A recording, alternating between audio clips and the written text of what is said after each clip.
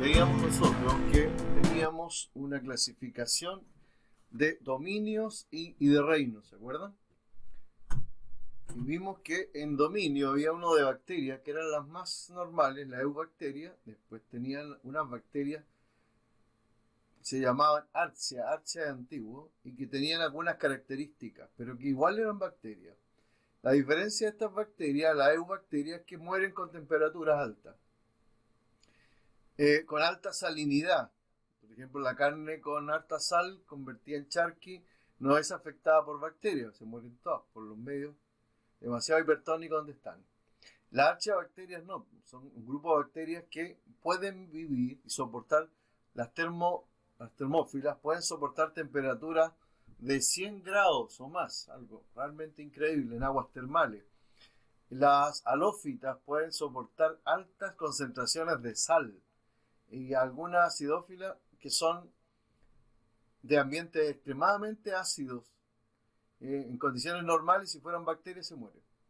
Entonces, ese grupo de archaebacterias, un grupo de bacterias muy, muy antiguas, y vive en condiciones extremas. Eso es lo más importante de ellas.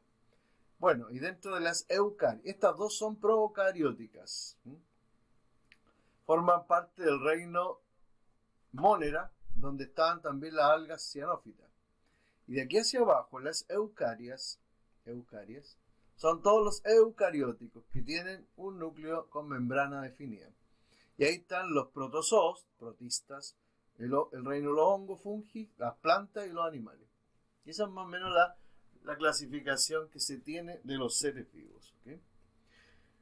Luego, entonces, nosotros hablamos de un nivel de organización que me lo voy a saltar. ¿Se acuerdan? De células, tejidos, órganos, sistema o aparato, organismo, después seguía población, comunidades, después seguía ecosistemas, biomas y ecósfera o biosfera. Bueno, aquí teníamos entonces los dominios importantes de los eucarias, dejando fuera a las bacterias, a los monedas. Bien. Como un repaso, voy un poco rápido. Si ustedes dicen me parece que esto no me quedó claro, vuelvo de nuevo. Para hablar de teoría celular y de todo lo que tenemos que ver, nos acordamos de Robert Hooke, que le da el nombre a células y las menciona como celdas. ¿Okay? Y con los avances de la microscopía empezamos a ver más cosas dentro de la célula. Que no está acá, pero Félix Dujardin ve que adentro hay una especie de líquido que se mueve por todas partes, y él le llama materia viviente o protoplasma. Malpilla y perfecciona las lentes y de esa manera aumenta la posibilidad de seguir descubriendo cosas. Enseguida, Matthias Schleiden, un botánico, descubre que todos los tejidos vegetales tienen un factor común, que es la célula. Y dice, todos los vegetales están formados por células. Teodoro Schwann, él era fisiólogo y estudió tejido animal y descubrió que todos los tejidos animales tenían un factor común, que era la célula. Y Rudolf Virchow, ya trabajando también en esta célula y en el material un poco de lo que era el núcleo, pero no todavía con mucho conocimiento, descubre que no hay ninguna posibilidad de que una célula nazca por generación espontánea, como lo habían postulado tiempo atrás desde Aristóteles en adelante. Él dice no, toda célula debe nacer de otra célula preexistente. Entonces, toda esta información y mucho más, por supuesto, nos lleva a configurar una teoría que es la que estamos estudiando, que es la teoría celular. ¿Ya? Ahí nos saltamos un poco. Y esta teoría celular tiene 4 pilares, que son la célula de unidad estructural de todo ser vivo, y hay que estudiar los componentes orgánicos e inorgánicos, que eso es lo que estábamos haciendo el otro día, llegamos hasta el agua, parece. Y hoy día vamos a tratar de terminar con las sales minerales, para ver si podemos tocar la parte orgánica. Después dice la célula de unidad funcional. Cuando yo diga célula de unidad funcional, voy a estar hablando de para qué sirve el retículo endoplasmático liso, rugoso, aparato de Golgi, lisosoma, vacuola en general, ya membrana plasmática, todo eso es célula de unidad funcional. Luego voy a hablar célula unidad de origen. Cuando hable de célula unidad de origen voy a hablar de mitosis, meiosis, gametogénesis. Ahí voy a hablar de espermatogénesis, ovogénesis. Finalmente, cuando diga célula unidad genética, voy a ver cómo se transmiten las características hereditarias de una célula a otra. Y en el fondo de una generación a otra. Eso entonces es lo que tenemos que saber de célula. 4 pilares de la teoría celular.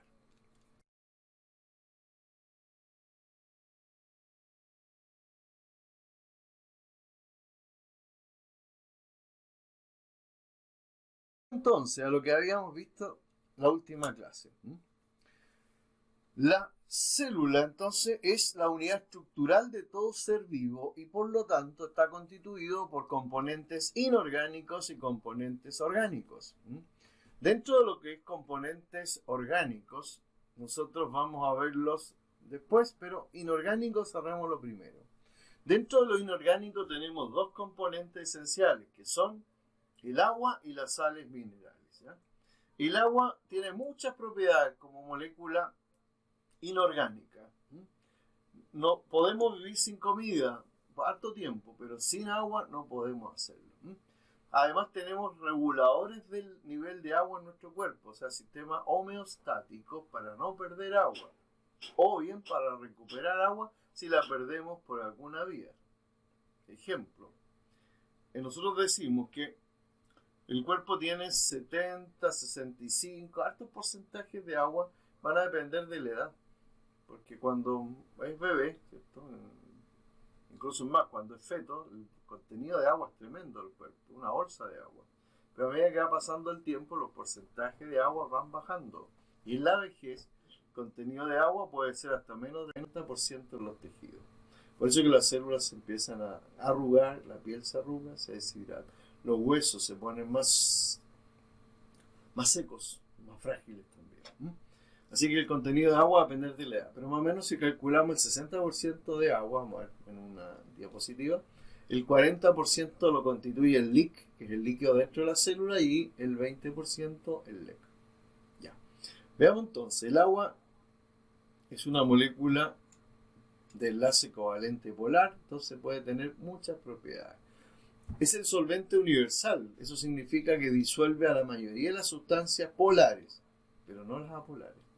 Lípidos, grasa, no los disuelve. ¿Okay? El agua tiene una propiedad que se expande al congelarse, y eso es malo. Bueno, algunas cosas, pero malo para otras. Si se expande el agua dentro de la célula, dentro de los tejidos, especialmente cuando uno podría quedar atrapado en la nieve y empieza a congelarse los dedos de los pies, al expandirse el agua revienta las células y se entran en necrosis. Y ese tejido muerto es afectado por bacterias, se infecta. Y tendríamos que amputar los dedos. Bueno, pero en la naturaleza es bueno porque el agua al congelarse aumenta de volumen, disminuye la densidad y se va a la parte superior. Deja una capa a veces tan gruesa en los lagos que podría pasar un camión por encima. Y cuando se escarche el agua, vemos una capa delgadita que parece vidrio. Que si ustedes la cargan se quiebra, se fractura. Esa es una propiedad del agua. Y si colocan cubos de hielo en un vaso con agua, van a flotar, porque el hielo es menos denso que el agua líquida. Bueno, el agua es un excelente regulador de temperatura, no solamente en el cuerpo, sino que también en el ambiente. Tiene lo que se llama calor específico. Puede absorber gran cantidad de calor sin variar bruscamente su temperatura. Entonces, en los lugares secos, las temperaturas del día son muy altas y de la noche muy bajas. ¿Ya? En cambio, en la zona donde hay mucha agua, las temperaturas se gradúan. Por eso en las zonas costeras, en verano, todo el mundo se va para allá porque se escapa, ¿cierto?, del calor de la zona central. Bueno, ahí está entonces la composición del agua del cuerpo y cómo se reparte. Repito, si se le olvidó que era el LIC, el líquido intracelular. Todo lo que está en el citoplasma, en el nucleoplasma y dentro de los organelos. El 20% abajo, acá estamos, ¿cierto? El LEC, por ahí lo tengo. El LEC, 20%, significa que lo componen la sangre, el plasma de la sangre, la linfa, el LCR, que es el líquido cefalorraquídeo del sistema nervioso, el humor acuoso, el humor vítreo, y el líquido tisular, que es el líquido que baña a la célula. También en la articulación, el líquido sinovial. Así que hay muchos líquidos que forman el LEC, pero nunca son tantos como los que componen el LEC. Ya. El agua, como decíamos, regulador térmico por su capacidad calórica. También el agua tiene un calor de vaporización. Lo puedo poner por acá, miren. El CB, que lo vamos a ver en química siempre, ¿ya? El CB es de 540 calorías por gramo. Esto significa que yo puedo perder 540 calorías, pero evaporo apenas 1 gramo. Por eso el mejor medio para perder calor, en el caso nuestro, es la sudoración. Que es lo que hacemos cuando el cuerpo está muy caliente porque ha generado mucho calor por la masa muscular en movimiento. Lo que hace es que se produce una vasodilatación periférica regulada por el sistema nervioso. El calor se va a las glándulas del sudor y el calor se lo entregan al agua y el agua se evapora y se lleva una buena cantidad de calor evaporando una mínima cantidad de agua. Por eso es tan buena el agua para perder calor. Pero ¿qué es lo que pasa cuando yo tengo que conservar calor porque conservar agua porque pierdo mucha agua por sudoración? No me queda otra que ir al riñón a buscar agua. También se los decía yo. Cuando yo tengo problemas de agua en el cuerpo, la sangre, voy a buscar la raya acá, la sangre hipertónica con mucha sal, poca agua, activa aquí al hipotálamo y este manda desde la neurohipófisis una hormona que se llama ADH o vasopresina. Esta ADH va a buscar agua y ¿qué es lo que hace? Saca agua del túbulo renal, que es este amarillo, y se lo devuelve a la sangre. Eso se llama reabsorción tubular, de tal manera que la cantidad de agua que se va a ir por la orina es muy poca, porque la mayor parte del agua vuelve a la sangre. ¿Okay? Ahí está, llegando a la sangre. De esa manera sale muy poca agua por la orina y sale muy concentrada porque la mayor parte se devolvió a la sangre. De esa manera entonces se regula algo que nosotros llamamos en biología, no sé si ustedes se acuerdan de haberlo escuchado, que es el volumen sanguíneo, conocido con el nombre de volemia. Y por ende va a regular la presión sanguínea. ¿Okay? Que eso es importantísimo, mantener la volemia. Por eso el riñón juega un papel importante en la regulación del balance hídrico. Así como también lo hace el hipotálamo como parte del sistema nervioso y también la neurohipófisis, que es una glándula que guarda ADH o vasopresina. Así que ahí tendríamos como una función ya arrancándonos un poco hacia lo que es nervioso, endocrino y homeostasis. A ver, ¿qué pasa con las plantas?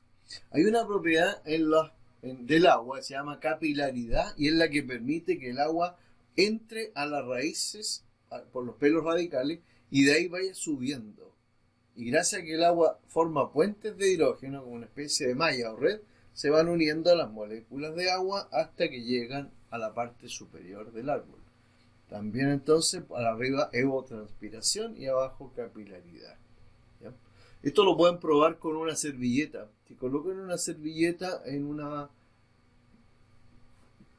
charca de agua chiquitita que está sobre la mesa, van a ver ustedes que, o dentro de un vaso, van a ver que la servilleta empieza a absorber agua y el agua empieza a ascender. ¿Bien? Entonces, esa propiedad se llama capilaridad. Bien. Es muy importante para las plantas. Otra propiedad de las plantas, bueno, esto ya lo dije ya, así que esto es también para decir que el agua es polar. En química lo repetimos de forma más detallada cuando veamos enlaces. El agua tiene una gran propiedad, lo dijimos el otro día, separa las sales en iones positivos y en iones negativos. Y eso hace que la sal en solución acuosa conduzca la corriente eléctrica. No así con el azúcar, que es no electrolito y no lo disuelve. O sea, lo disuelve pero no lo disocia. Por lo tanto, el agua con azúcar no conduce la corriente eléctrica. Pero todo lo que es sales, por ejemplo, NaCl acá, el agua forma una capa de solvatación y no los deja que se junten. Y esto va a ser importantísimo en el potencial de acción, en las neuronas. ¿Por qué razón? Porque no necesitan estar unidos, necesitan estar disociados. Pero cuando el agua se va, por ejemplo, evaporamos el agua nosotros, se une el sodio con el cloro y forman el cloruro de sodio. Y se establecen cristales de sal. Entonces, cuando usted le echan sal a la comida o a la sopa, vienen cristales. Pero una vez que ya está dentro de la sopa, de inmediato ya no es cristal. ¿Por qué razón? Porque se disocian en iones. Y lo único que ven en la sopa, y ni siquiera los ven, son iones. Pero hay iones ahí. Eso significa capa de solvatación. Si ustedes quieren obtener sal del agua de mar, aposen el agua con sal y dejen que el agua se vaya.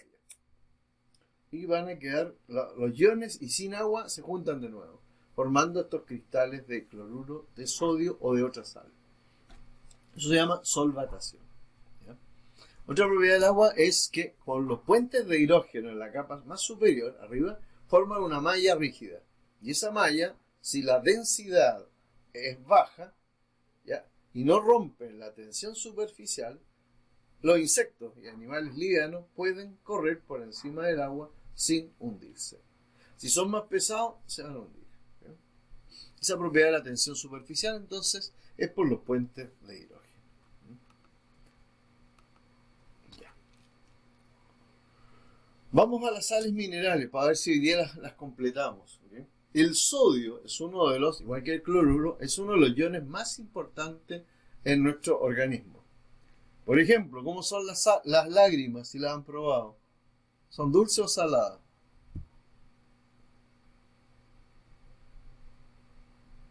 Las lágrimas son saladas. Gracias, Tay. Las lágrimas son saladas. La sangre es salada. El medio tisular es salado. Entonces, casi todos nuestros componentes líquidos son salados, son isotónicos con respecto al plasma. Y el sodio tiene que estar en todas partes, regulando la presión osmótica. Si yo, por ejemplo, tengo sangre, mira acá, rojo, aquí tengo un vaso sanguíneo, ¿ya? Y acá hay un glóbulo rojo, ¿ya?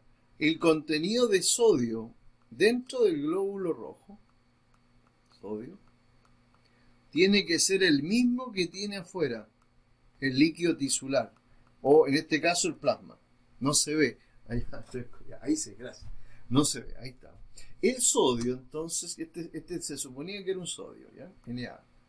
El sodio, ¿ya?, que está afuera del glóbulo rojo, en el plasma sanguíneo, tiene que ser igual acá. Entonces, si yo les voy a inyectar un suero fisiológico, la aguja, la jeringa, la cantidad de sodio que tiene que haber en el suero que le estoy entregando tiene que ser isotónico con respecto al plasma. Y el plasma es isotónico con respecto al glóbulo rojo y a los glóbulos blancos que anden por acá. Si no, si esto yo abuso y el sodio es más grande, ¿ya?, y la sangre queda más salada, estos por osmosis pierden agua. Se crenan, que también lo vamos a ver el fenómeno de membrana, así, y pierden agua y se mueren. Entonces yo perfectamente puedo matar a alguien con una dosis de sal, agua y sal concentrada, ¿ya?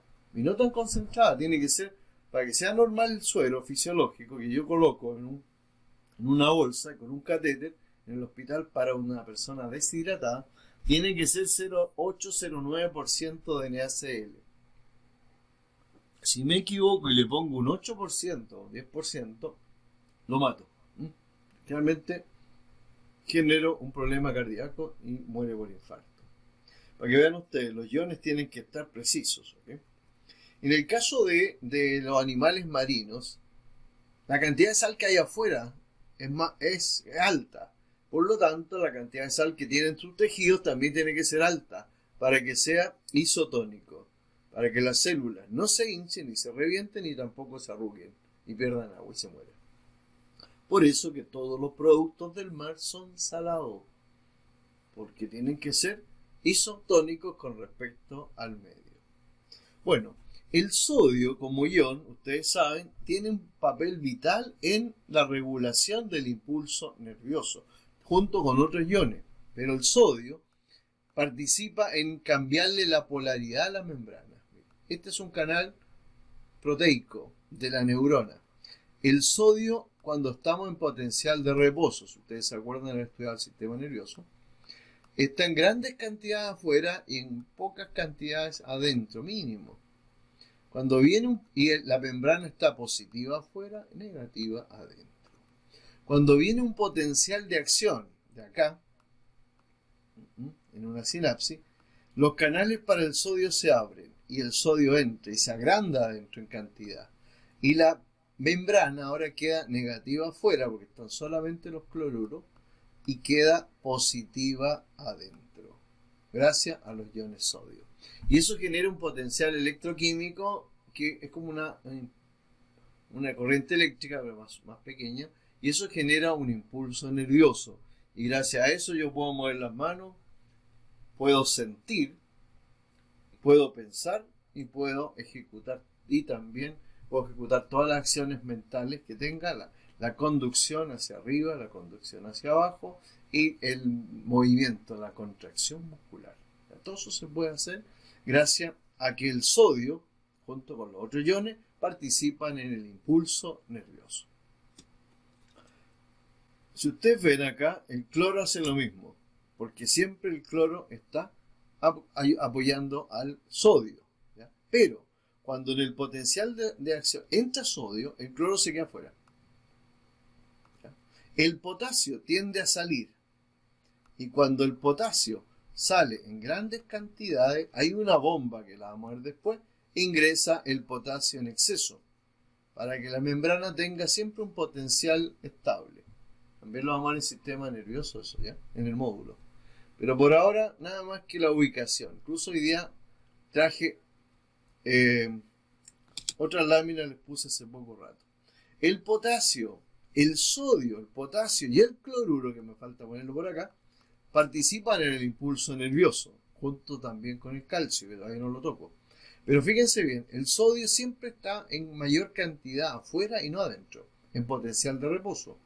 Y eso hace que la membrana sea positiva afuera y negativa adentro acá. Pero cuando viene un potencial de acción, les contaba yo, entra el sodio y se agranda el sodio adentro. Y la membrana cambia ahora negativa afuera por los cloruros, y adentro el sodio más el potasio adquieren la polaridad positiva. Entonces, cuando cambia la polaridad de positiva afuera a positiva adentro, es porque se genera un potencial de acción. Y eso es un impulso nervioso. Gracias a eso yo puedo tocar algo y envío de inmediato al cerebro algo para que el cerebro lo interprete como áspero, caliente, frío, suave. ¿Ya? Eso es la gran magia del sistema nervioso. Bueno, aquí tenemos, ¿ven? Otro ejemplo. ¿Quiénes están afuera? Son los sodios, ¿ven? Todos los sodios, en potencial de reposo, la neurona está tranquila, no transmite impulso. El cloro también está aquí afuera. No lo pusieron en esta diapositiva, pero está. Cuando viene un impulso nervioso, el sodio se mete por los canales. Más encima se encuentra con el potasio. Y los dos cambian la polaridad de la membrana. La tornan positiva adentro y negativa afuera. Y eso es un potencial de acción. Bueno, después viene el periodo de repolarización, donde hay que sacar el sodio, ¿ya? Para que la membrana vuelva a ser positiva afuera y negativa adentro.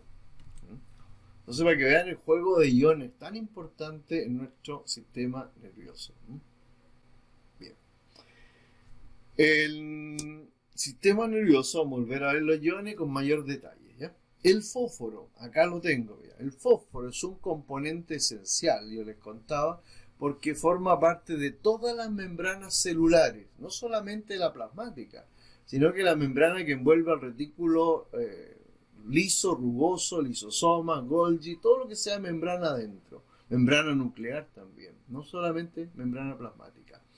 ¿Por qué razón? Porque la membrana plasmática, ¿se acuerdan ustedes? Tiene cabezas hidrofílicas y colas hidrofóbicas.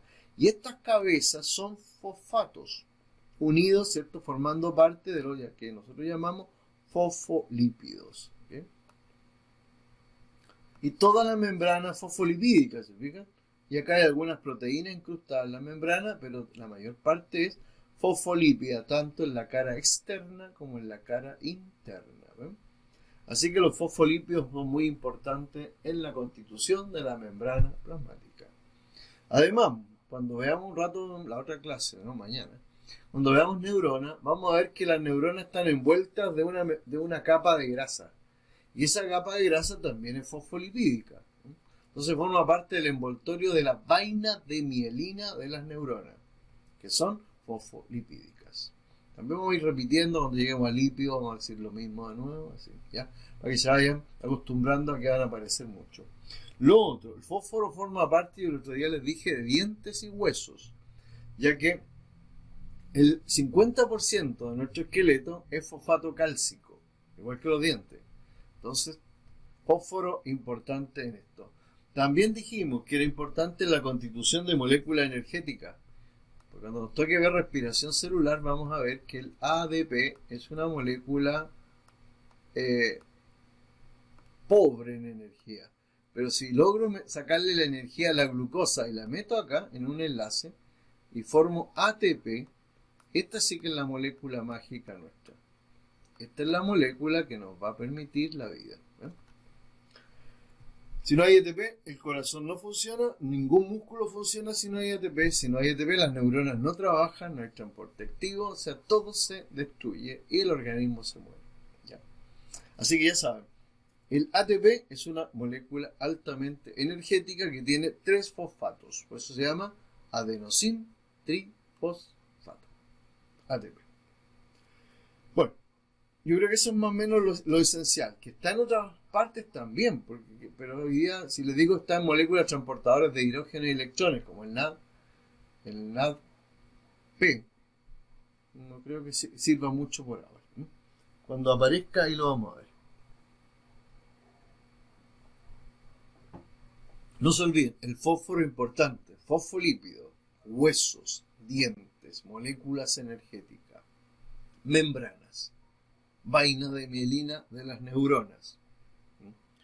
Vamos a ver que vamos a tener que repasar después porque hay que aprenderse de dónde está. Aquí, ¿qué tengo? Esto lo puse hoy día, hace poquito rato. Quise poner un nucleótido, ¿se acuerdan de ello? Un nucleótido tiene, ¿se acuerdan? Una pentosa, depende si ADN o ARN, eso lo vemos al final de este capítulo. Una base nitrogenada, puede ser púrica o pirimídica, no importa, y tiene un grupo fosfato el nucleótido. De manera que, si dan cuenta ustedes, el fósforo de nuevo está presente en el esqueleto de los ácidos nucleicos, ya sea este ADN o ARN. Tiene que estar. ¿Okay? Yeah. Por eso lo quise colocar para que viéramos, porque me dice, ¿dónde está el fosfato? En el ADN, no me acuerdo. Pero si muestro este dibujo, ahí sé que está. Bueno, vamos avanzando. Magnesio, bien simple, ¿eh? Porque el magnesio no lo preguntan casi nunca. El magnesio forma parte de una de las moléculas más importantes, que es la clorofila, encargada de llevar a cabo la fase de la fotosíntesis, o todo el proceso mejor, de la fotosíntesis. ¿Ya? Aquí está entonces el magnesio formando parte aquí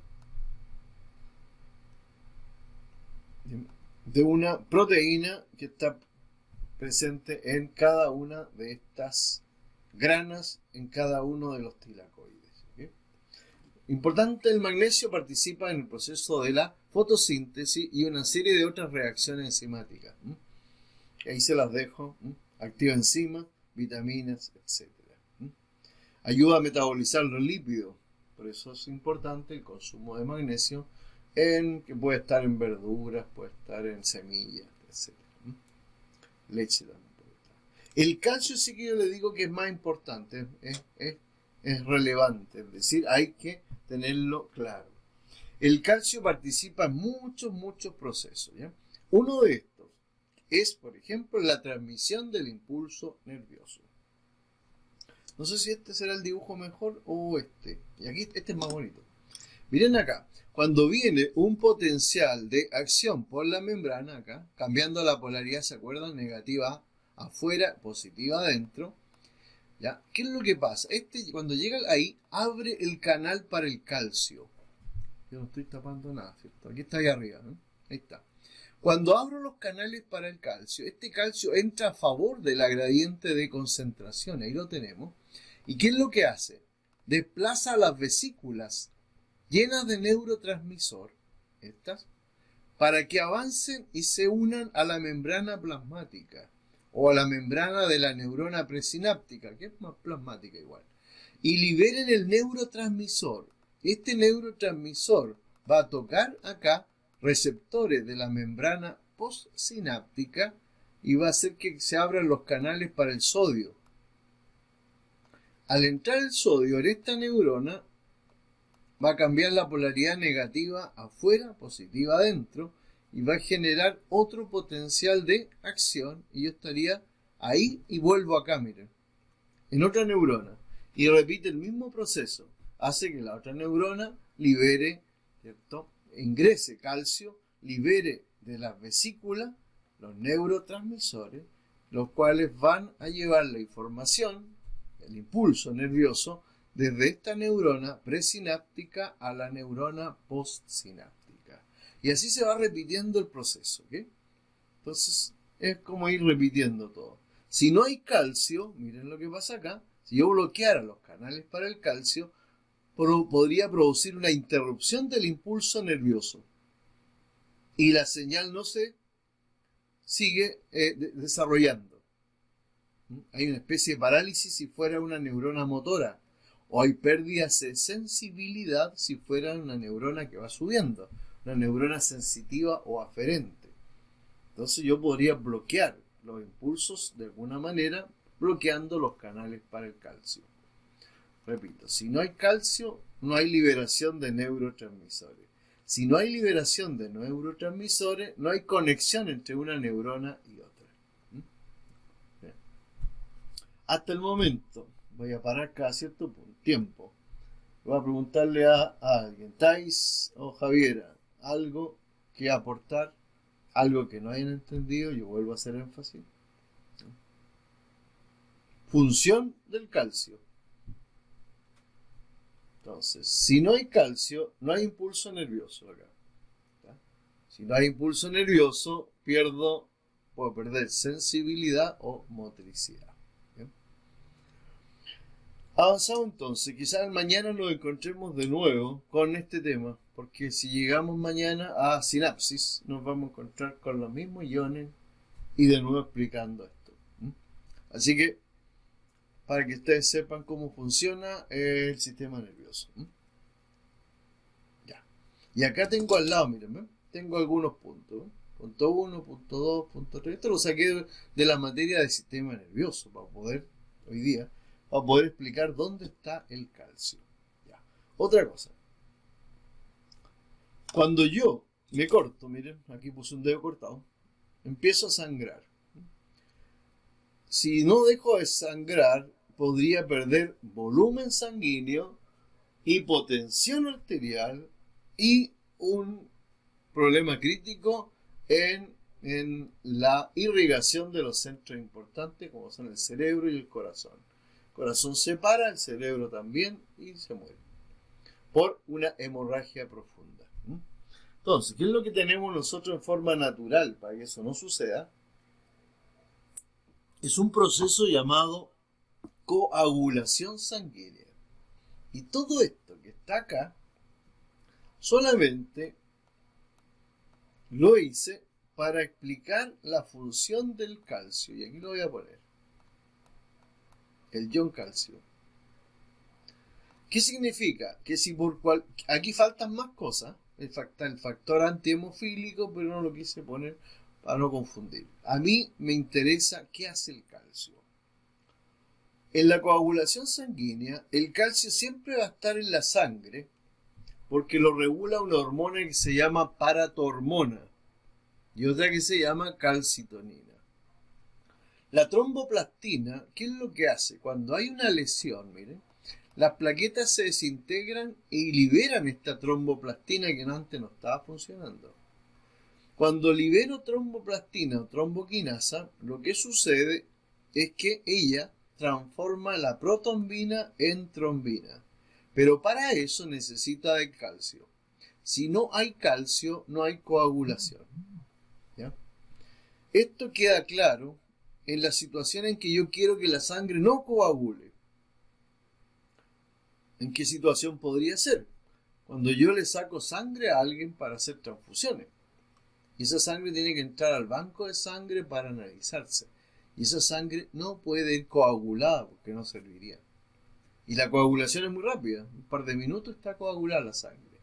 Pero si yo le retiro el calcio con alguna sustancia que se llaman precipitantes del calcio, ¿ya? En una bolsita. Aquí está la bolsa y aquí está la entrada. ¿Ya? Y la persona que tiene el brazo acá, ¿cierto? Ahí, que está donando, ahí le estoy sacando sangre, pero cuando esta sangre se la saco de acá, esta sangre tiene un precipitante acá, una sustancia que llegado acá a la sangre retira el calcio, y al no haber calcio en la sangre no coagula y queda en esta bolsita. Y yo la llevo al banco de sangre y ya la clasifican en grupo sanguíneo, en factor RH, y además ven si tiene el VIH o tiene el virus del sarampión. Porque si no, el virus más que nada de la hepatitis, más que el sarampión, no importa el de la hepatitis. Si tiene el virus de la hepatitis, esta sangre se descarta. Si tiene VIH, se descarta. Entonces, importante. Pero ahora, si yo quiero que la sangre coagule, ¿ya? El calcio que está en la sangre hace que esta enzima convierta la protombina en trombina y la trombina va a convertir el fibrinógeno en fibrina. La fibrina más los elementos figurados termina generando el coágulo. Y ahí tengo sangre coagulada y me genera un tapón. De esa manera entonces la sangre ya no se escapa, no se pierde sangre y yo quedo bien. ¿Ya? Entonces, eso es lo que sucede con el calcio. El calcio siempre va a estar en la sangre y va a permitir que se forme un coágulo cuando yo me hago un corte acá, cuando me afeito o cuando con el cuchillo en la cocina me pasé a llevar e hice un corte. Y empezó a sangrar.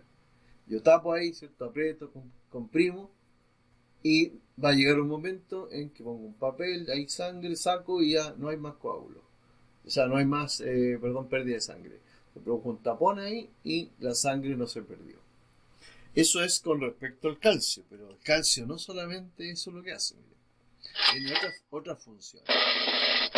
Ahí le faltaban cosas. Se me olvidó quitarle el sonido. Bueno. El calcio, listo, tiene otras funciones más, muchas más. Por ejemplo, mantiene la matriz ósea y dientes, esqueleto, participa en el impulso nervioso, el calcio, en la coagulación sanguínea. Por ahora, pueden aparecer más, pero al menos que nos acordemos de eso basta. Repito, dientes, ¿ya? Que no se descalcifiquen, huesos, para la parte esqueleto, coagulación sanguínea, y contracción muscular. Eso sí que me faltó. Contracción muscular. Si lo vemos acá, voy para atrás. Aquí está. Cuando uno tiene que mover un músculo, viene un potencial de acción de una neurona, igual que esta, exactamente igual. Y esta pasa a ser una membrana del músculo. Y aquí se genera un potencial de placa motora. Y este potencial viaja y hace que el retículo sarcoplásmico, que es el retículo liso, libere calcio. Y ese calcio va a romper el ATP y va a generar este movimiento esto es muy simple lo que estoy diciendo, que es más complejo, y va a hacer que las fibras de actina y miosina interactúen. Y estos dos dedos gordos que tengo yo, que son la unidad del músculo, que se llama sarcómero, se acorta, ese, así. Y se acorta ese, se acorta, y se acortan todos, y el músculo se acorta. Y eso se llama contracción. Luego hay que tomar todo el calcio y meterlo de nuevo al retículo sarcoplásmico por transporte activo, con gasto de ATP. ¿Para qué? Para que no siga el músculo contraído. De esa manera el músculo se relaja. Contracción, relajación. Importante el calcio para la contracción muscular. No se olviden. ¿Y el calcio importante en qué? En el impulso nervioso. Importante en la contracción muscular. Importante en la formación de huesos y dientes. Importante en la coagulación sanguínea. Bien. Vamos a seguir la ruta del calcio después cuando veamos hormonas de nuevo. Cuando veamos a la calcitonina, a la paratormona, incluso a la vitamina D. Ya. Eso ya lo vimos, ¿cierto? También lo vimos. Estos ruidos que habían ahí. Ya. El fierro o hierro es importantísimo. Si alguien se acuerda qué hace el fierro, ¿dónde lo encuentran ustedes? ¿Qué es lo más importante que tiene el fierro?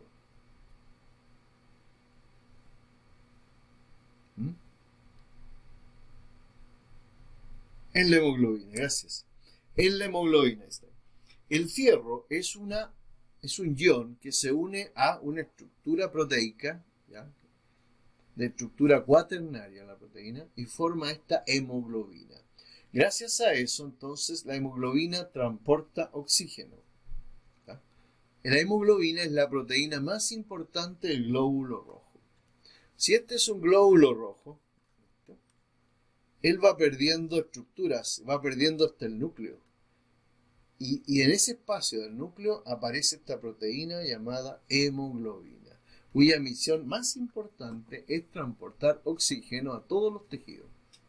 Va al alveolo, a los pulmones, se carga de oxígeno y después lo va a dejar a todas partes. De esa manera las células hacen respiración celular aeróbica en las mitocondrias, gracias al oxígeno. Entonces, la hemoglobina es una proteína que forma parte del glóbulo rojo y dura, el glóbulo rojo tiene una vida de 120 días. 4 meses. Después de eso, el hígado y el vaso lo toman, lo sacan del torrente sanguíneo y lo destruyen. Y rescatan el fierro.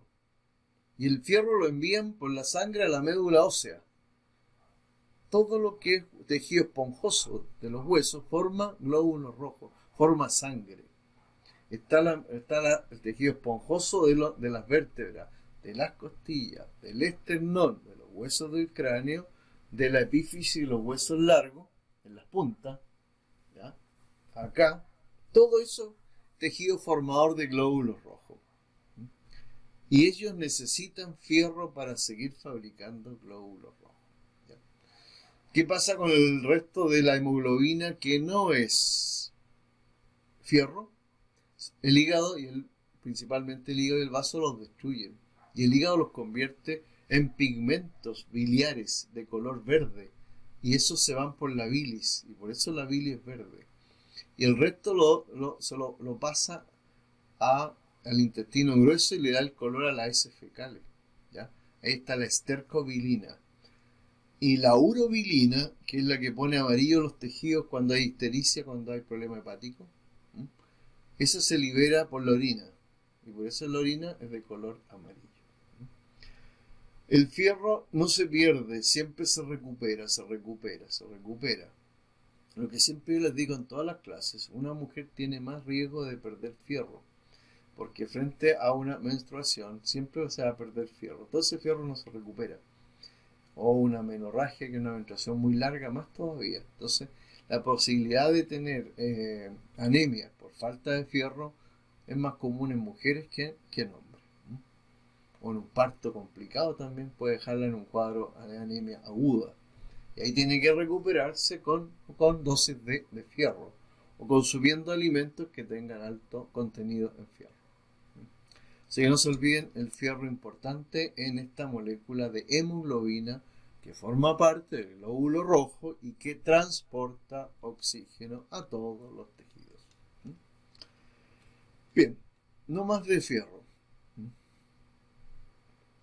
Otra cosa, pero muy específica. Cuando veamos la cadena respiratoria, vamos a ver que los primeros componentes que reciben electrones e hidrógeno son proteínas fierro-sulfuro. O sea, tienen fierro y azufre. Y por eso a veces se dice que el fierro actúa en moléculas transportadoras de electrones, especialmente en respiración celular. Bien. Avanzamos un poquito entonces. El cobalto, algo interesante, generalmente está en la Tierra.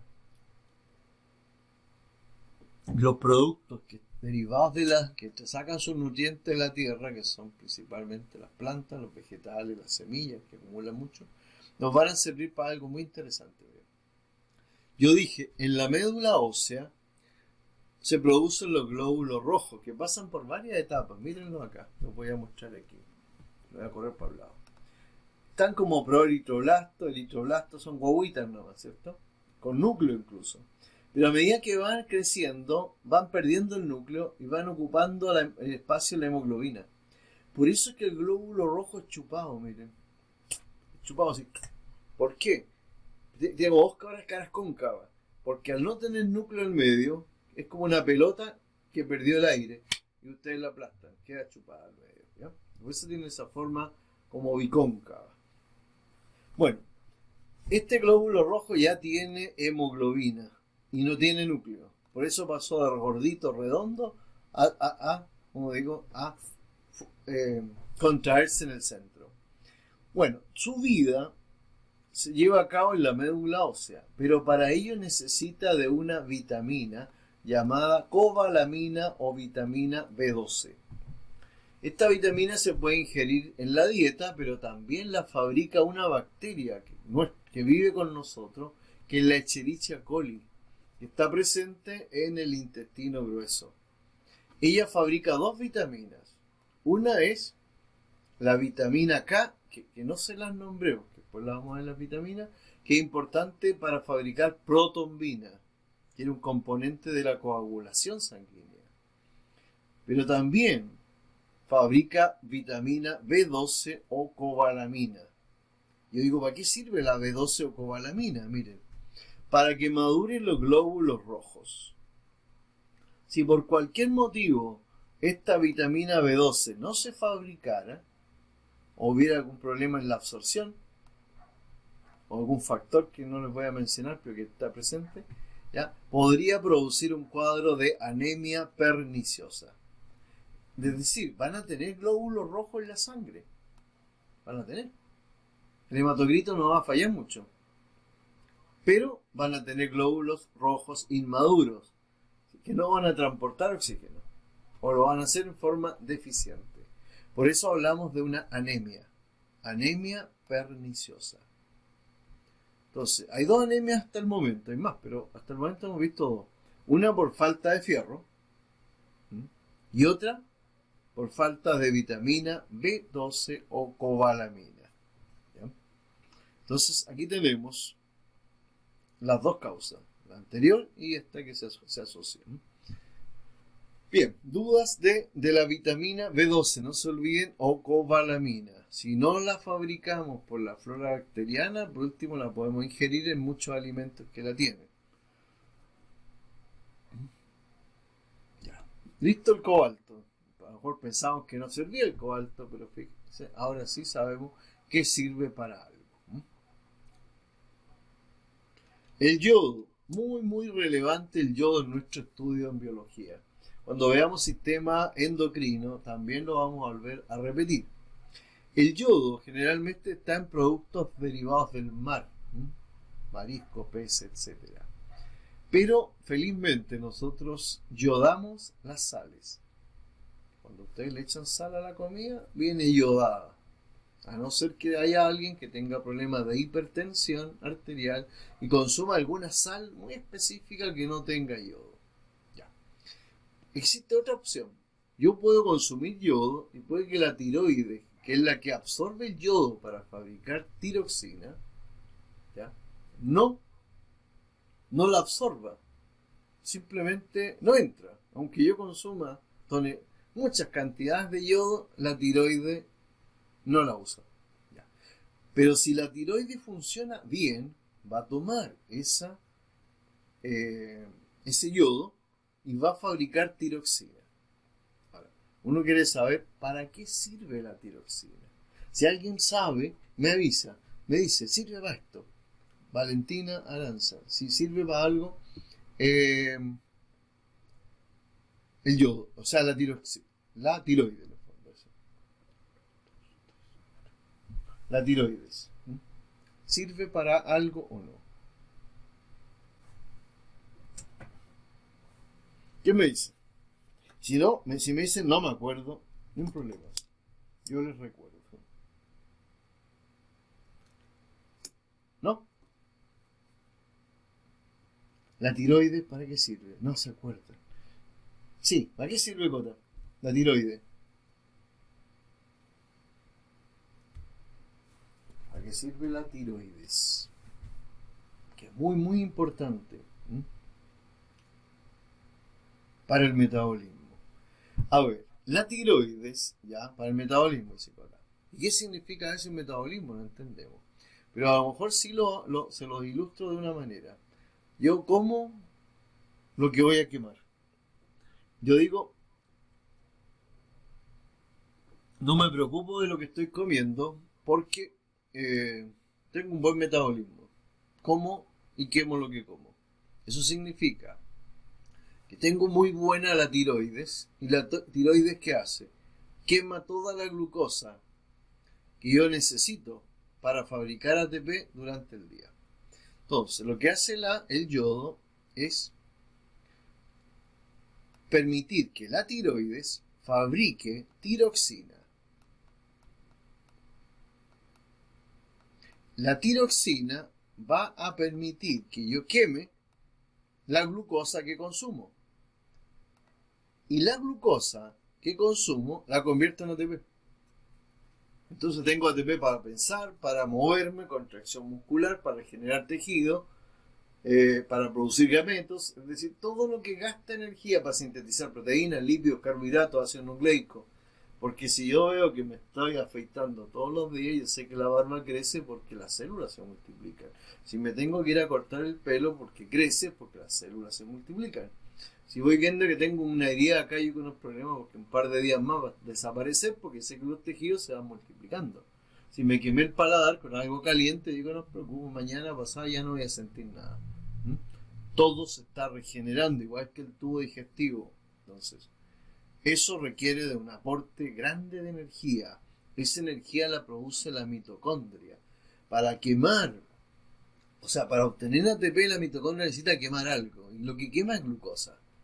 Y por eso yo cuando tengo escasez de glucosa en la sangre, el glucagón, el primer hormona que dice ya, te voy a mandar más glucosa, y empieza a degradar lo que tenía guardado, que era, en este caso, el glucógeno, en el caso de las plantas de almidón, y lo empieza a convertir en glucosa.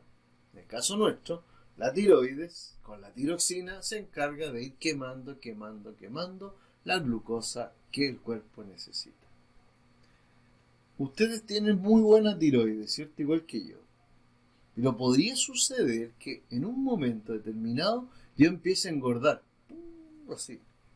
Y yo digo, si estoy comiendo lo mismo. Y digo, ¿qué te pasa que te veo durmiendo primero? ¿Ya? No haces nada, letargado. Es que no tengo ganas de nada, dice, ¿ya?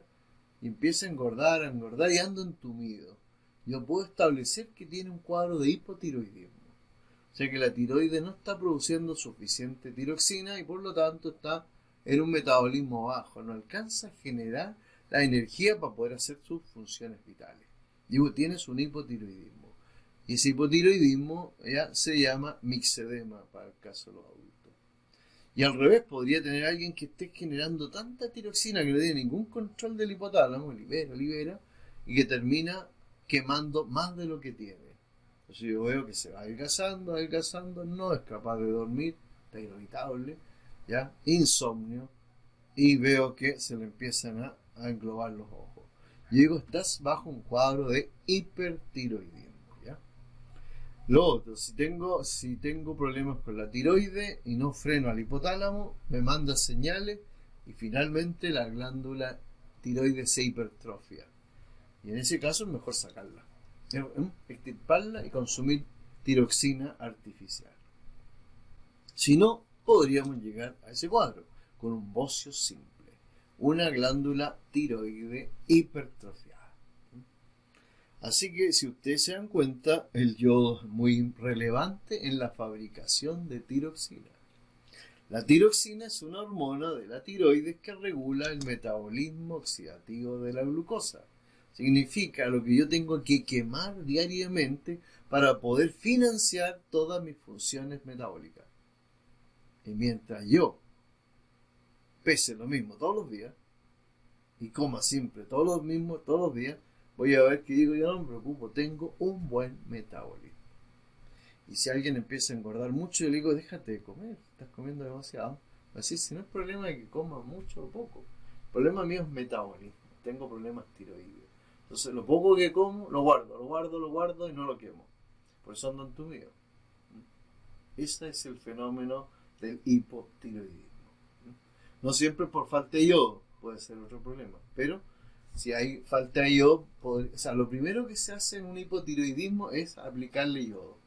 Si no resulta, puede ser incluso yodo radiactivo, que es un yodo que se puede seguir la ruta a ver si entra o no la tiroides. Es un trazador químico. Bueno, seguimos con el yodo. El azufre. El azufre está presente en algunas proteínas, no en todas. Y algunas bacterias, si uno come comidas ricas en azufre, las bacterias del intestino grueso lo convierten en ácido sulfídrico u óxido sulfuroso, y son los gases intestinales que tienen un olor muy fuerte y es producto del azufre, ¿ya? Eso es un poquito en el fondo lo que podemos saber de él. Bueno, ya saben de dónde viene todo lo que es. Y si un perro se llegara a descomponer, pues murió el perro en el campo y nadie lo hizo nada y está hinchadito así, y si a alguien se le ocurre abrirlo, va a ver que el olor va a ser insoportable, va a salir corriendo por el mal olor que genera el ácido sulfídrico y los anhidros sulfurosos. Entonces, de ahí viene el mal olor por los gases azufrados. Sigamos entonces, pasemos, hay muchas más sustancias inorgánicas que he pegado en la imagen, pero la voz no, ya. Pero sí vamos a hablar ahora de las sustancias orgánicas. Las inorgánicas son muy... Sí, estoy pegado. Pero la voz no, ¿cierto?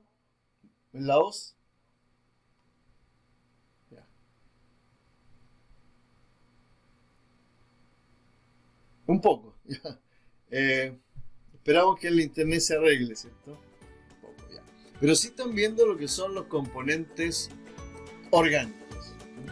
Nos queda muy poco tiempo y así de todas maneras. Voy a tocarlo. Los carbohidratos, hidratos de carbono, las proteínas, los lípidos, grasas, los ácidos nucleicos y las vitaminas, que serían el tema de la próxima clase.